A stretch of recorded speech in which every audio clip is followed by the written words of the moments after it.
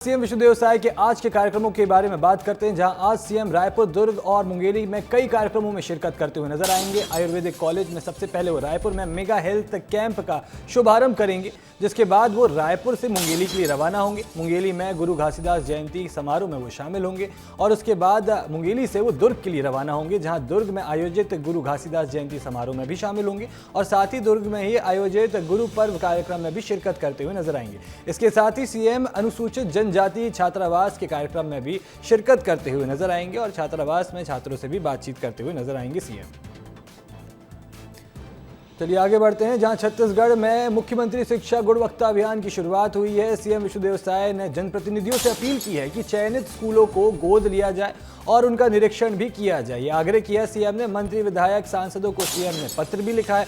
जनप्रतिनिधि स्कूलों में 2 बार भ्रमण भी करें।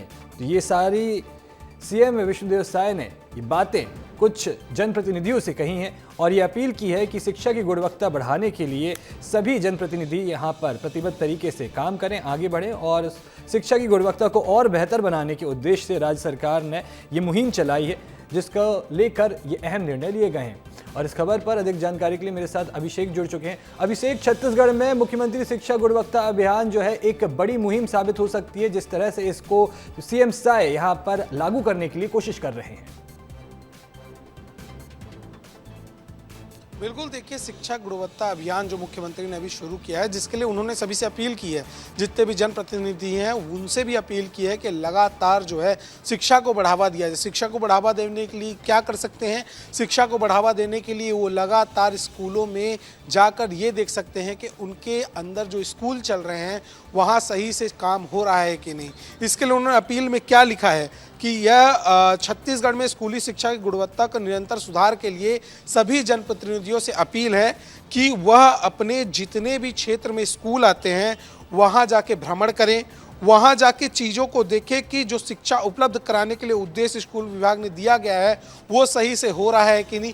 इसके साथ ही साथ जो शिक्षक हैं उनसे भी अपील की गई है कि अच्छी शिक्षा प्रदान करने की पूरी कोशिश करें।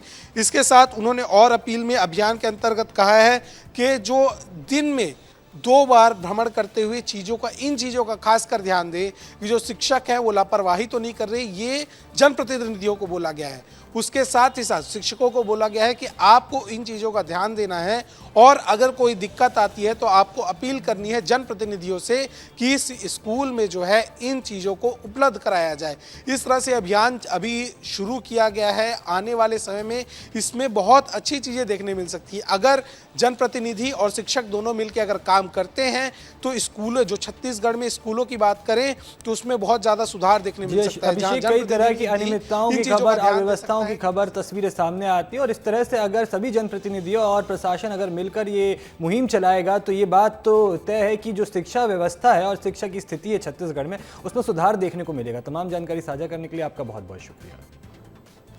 चलिए आगे बढ़ते हैं, जहां झारखंड शराब घोटाले में बड़ी खबर सामने आई है। अनवर ढेबर से पूछताछ होगी। रायपुर एसीबी ईओडब्ल्यू की कोर्ट ने अनुमति दी है। झारखंड एसीबी ने अनुमति मांगी थी, जिसमें यह बात अब सामने आई है कि 18 से 19 दिसंबर को जेल में ही पूछताछ की जा सकेगी। तो झारखंड शराब घोटाले मामले में यह बड़ी खबर, बड़ा अपडेट सामने आया है, जहां छत्तीसगढ़ शराब घोटाले के मुख्य आरोपी अनवर ढेबर से अब झारखंड एसीबी पूछताछ करेगी। रायपुर एसीबी ईओडब्ल्यू की विशेष कोर्ट ने पूछताछ की इजाजत दे दी है। झारखंड एसीबी ने ये इजाजत मांगी थी, जिसके बाद एसीबी ईओडब्ल्यू कोर्ट ने यह अनुमति दी है और छत्तीसगढ़ के कारोबारी सिद्धार्थ सिंघानिया के बयान के बाद अनवर ढेबर का नाम सामने आया था और अब 18 और 19 दिसंबर यानी कि आज और कल रायपुर जेल में झारखंड एसीबी की टीम अनवर ढेबर से पूछताछ करेगी।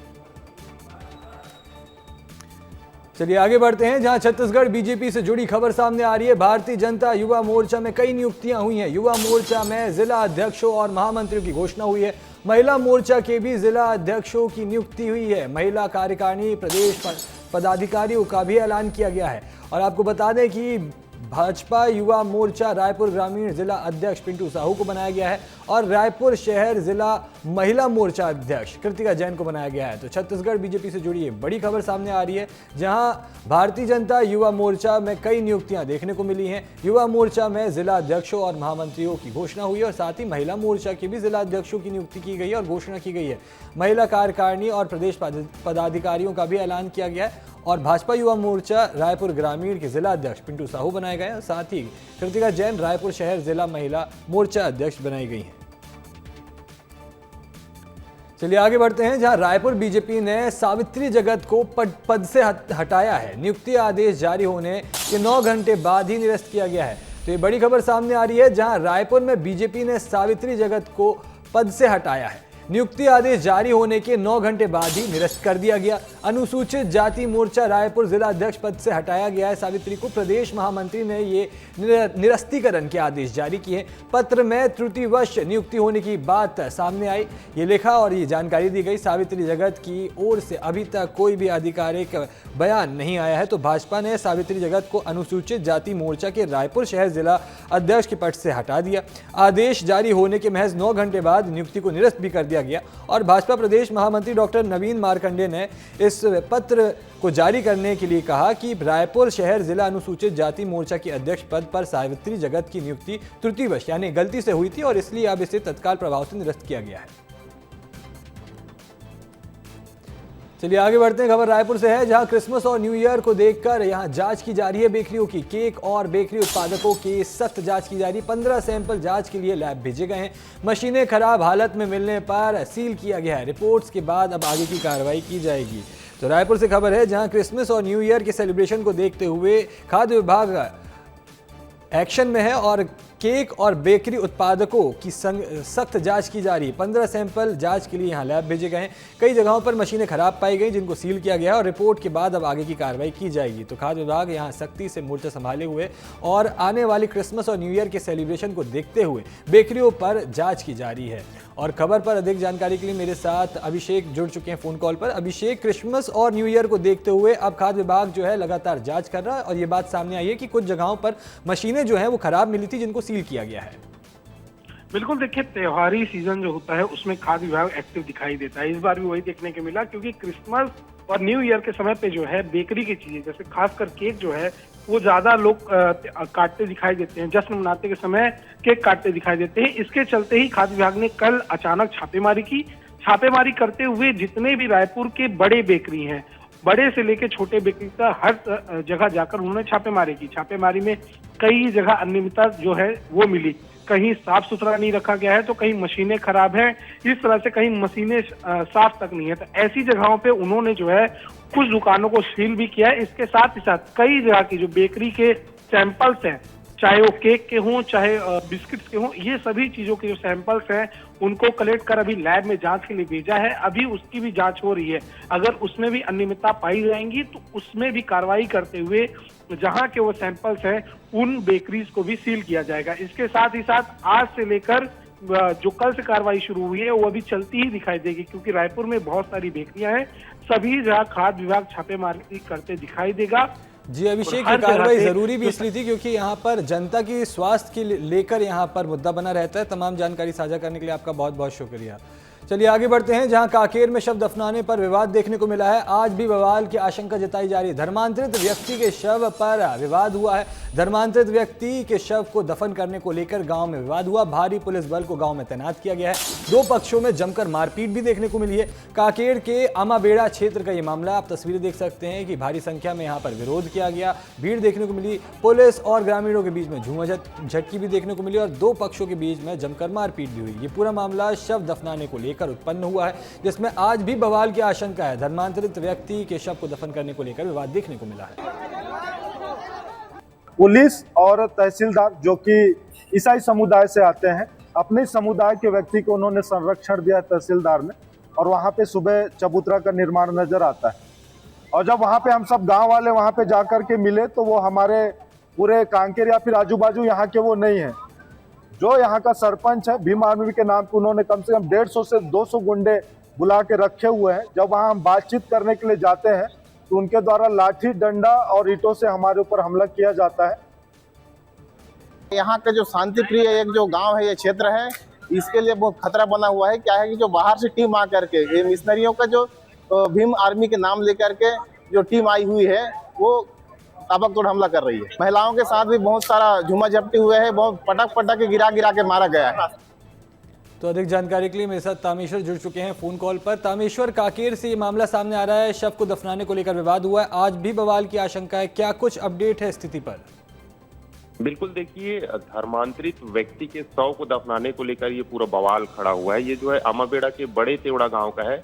धर्मांतरित व्यक्ति के शव को दफनाने के बाद जो ग्रामीण है और हिंदू संगठन के लोग हैं वो लगातार ये मांग कर रहे हैं कि उस शव को उस जगह से बाहर निकाला जाए, लेकिन जो ईसाई समुदाय के लोग हैं वो भी अड़े हुए हैं कि हम शव को बाहर निकालने नहीं देंगे। आज तीसरा दिन है, क्योंकि दूसरे दिन ही जो है मारपीट तक जो है नौबत आ गई थी, पुलिस के साथ झूमाझटकी हो रही थी। और तीसरे दिन भी बड़े तेवड़ा गांव में हिंदू संगठन और ईसाई समुदाय के लोग जो है भारी संख्या में जुटेंगे और आज भी माहौल वहां तनावपूर्ण रहेगा। यही कारण है कि भारी संख्या में रात भर उस गांव को चारों तरफ से पुलिस ने घेर रखा था। आज भी भारी संख्या में जो है पुलिस वहां तैनात रहेगी। जी तामेश्वर, इस पूरे मामले पर नजर बनाए रखेंगे। तमाम जानकारी साझा करने के लिए आपका बहुत बहुत शुक्रिया। तो खबर सामने आ रही है खैरागढ़ से, जहां स्कूल में बच्चों की तबीयत बिगड़ी है। अचानक बेहोश होकर छात्र छात्राएं गिरे हैं। तबीयत बिगड़ने से स्वास्थ्य विभाग अलर्ट मोड पर है। बच्चों की अचानक बेहोश होने का कारण स्पष्ट नहीं पाया गया है और इस पूरे मामले की जानकारी लगते ही कलेक्टर स्कूल पहुंचे और जिला अस्पताल में बच्चों के इलाज के आदेश भी दिए हैं। बच्चों के ब्लड सैंपल की जांच की जा रही है। प्राथमिक शाला खैरबना का ये पूरा मामला बताया जा रहा है। तो खैरागढ़ से खबर सामने आ रही है, जहां स्कूल में बच्चों की तबीयत अचानक बिगड़ी है। अचानक बेहोश होकर गिरे हैं छात्र छात्राएं, जिसके बाद तबीयत बिगड़ते ही स्वास्थ्य विभाग अलर्ट मोड पर है और साथ ही कलेक्टर भी यहां मौके पर पहुंचे और बच्चों के जल्द से जल्द इलाज के आदेश दिए। साथ ही जानकारी ये भी सामने आई है कि कलेक्टर ने यहां पर पहुंचकर निरीक्षण भी किया है। सूचना मिली थी, उस पे संज्ञान लेके उन्हें वहाँ स्कूल में भी स्वास्थ्य शिविर लगा के उनका सबका परीक्षण किया गया, फॉलोअप भी किया जा रहा है। कुछ बच्चों को यहाँ पे जो विशेषज्ञ आज सिविल हॉस्पिटल खैरागढ़ में आए हैं, उनकी सहायता से उनकी जांच परामर्श की जा रही है, काउंसलिंग की जा रही है। पना में बीते कुछ दिनों से छोटे बच्चे अचानक से बेहोश होकर कक्षा के समय में बेसुध गस खाकर गिर रहे थे। यहाँ उनके परिजन आज जिला अस्पताल खैरागढ़ में आए हुए हैं। जिला कलेक्टर भी वहाँ पे औचक निरीक्षण किए थे। मैं उस तरफ तस्वीर दिखाना चाहूँगा कि ये परिजन और बच्चों को लेकर आए हैं। ये छोटे छोटे बच्चे हैं जो अचानक से बेहोश होकर कक्षा में गिर रहे थे। ये परिजन आए हुए हैं, हम उनसे बात करते हैं। आप लोग बच्चों को स्कूल में भेजते हैं और जैसे आपको पता चला बच्चे बेहोश हो रहे हैं तो आप लोगों की चिंता भी बढ़ गई होगी। क्या लगता है प्रथम दृष्टया क्यों ऐसा हो रहा है? ऐसे पहली बार हो रहा है और इस घर से मतलब स्कूल सही खा पी कर ध्यान करके जाता है और उसके बाद 10, साढ़े 10, 11 बजे के बीच में होता है। 10, साढ़े 10, 11 बजे के बीच में। तो आप लोगों ने जब वहाँ अंदर स्कूल में जब जाके निरीक्षण किया होगा तो क्या बातें सामने आई हैं? ऐसे तो कुछ बात नहीं आया सामने, बस बेहोश हो जाता है, कुछ पूछता है ना तो कुछ बोलता नहीं है, मौन हो जाता है। अब देखना यह होगा कि आगे इस पर शिक्षा विभाग और चिकित्सा विभाग क्या कदम उठाती है। खैरागढ़ जिले से विस्तार न्यूज के लिए ऋतिक कुमार भांडेकर की रिपोर्ट। चलिए आगे बढ़ते, खबर सूरजपुर से है, जहां उपायुक्त सहकारिता कार्यालय में छापा मारा गया है। सहकारिता निरीक्षक रिश्वत लेते हुए रंगे हाथों गिरफ्तार किया गया है। एसीबी की टीम ने रंगे हाथों निरीक्षक को गिरफ्तार किया है।